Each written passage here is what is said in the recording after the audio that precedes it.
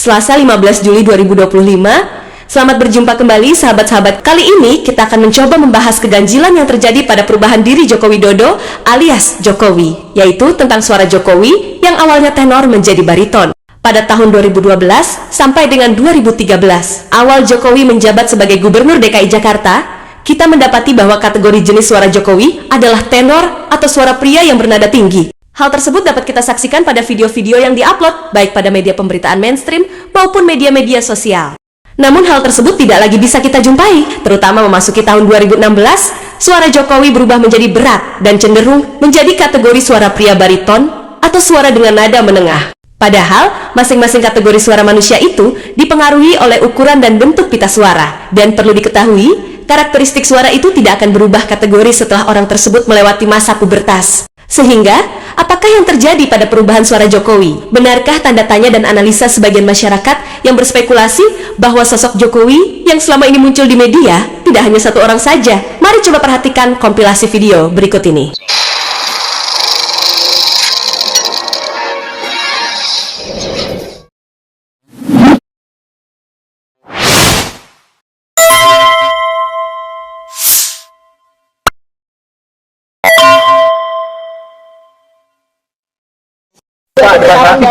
Bapak ada target berapa? Kan baru 2 minggu.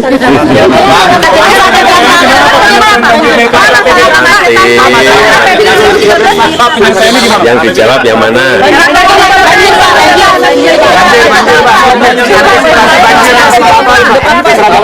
Banjir. Satu aja lah. Banjir apa lagi?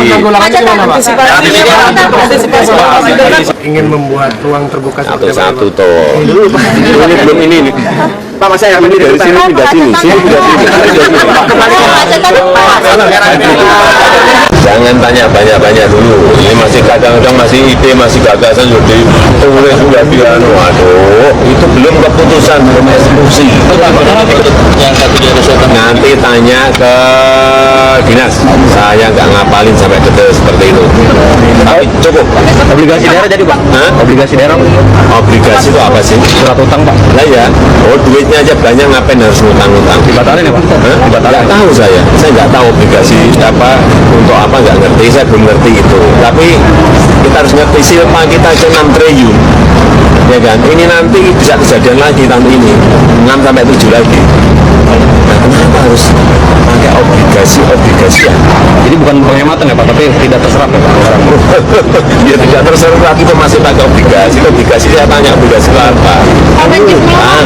Iya kan? Ya Pak. Senang utang budi. Kita soal banjir banyak.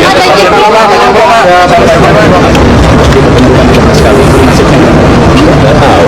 Saya tidak ngerti sih. Saya kan harus lebih detail. Ada pinjaman, ada obligasi. Duit kita ini banyak sekali, ngapain?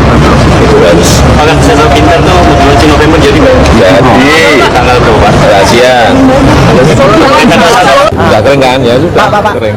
Coba dilihat kayak di Sudirman, di Tamrin yang dulu kalau ada hujan dikit aja tergenang, sekarang kan tidak. Di situ juga sama, karena hujannya tadi memang sangat lebat sekali, sangat lebat. Tapi sekarang dilihat masih enggak. Nah, kan sudah kering.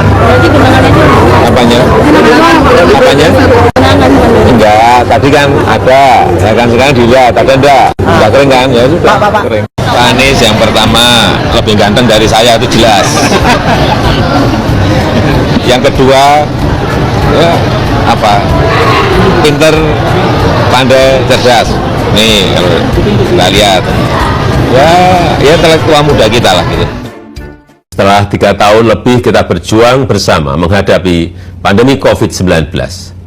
Sejak hari ini, Rabu 21 Juni 2023, pemerintah memutuskan untuk mencabut status pandemi dan kita mulai memasuki masa endemi. Keputusan ini diambil pemerintah dengan mempertimbangkan angka konfirmasi harian kasus COVID-19 mendekati nihil.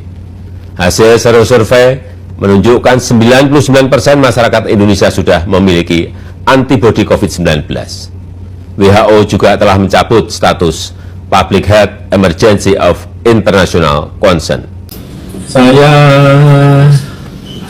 berperasaan memang kelihatannya ada agenda besar politik di balik isu-isu ini, ijazah palsu, isu pemakzulan.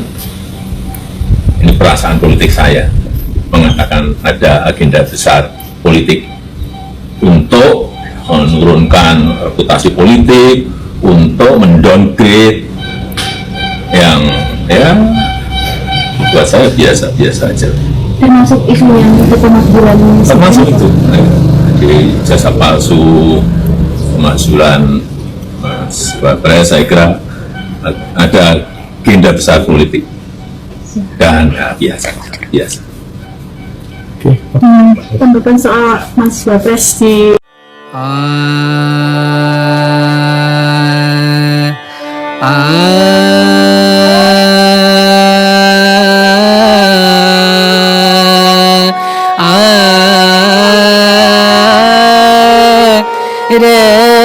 Drena